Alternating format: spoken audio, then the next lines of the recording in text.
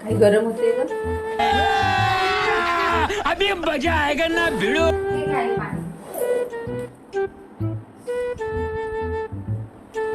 आई चहा घ्या. तू पण बस ना बाळा इथे.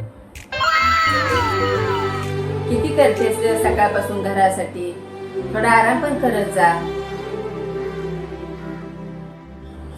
एक गोष्ट सांगू तुला, तू खूप चांगली आहेस बघ. ते काय आहे नाही, नवीन नवीन आहे ना म्हणून.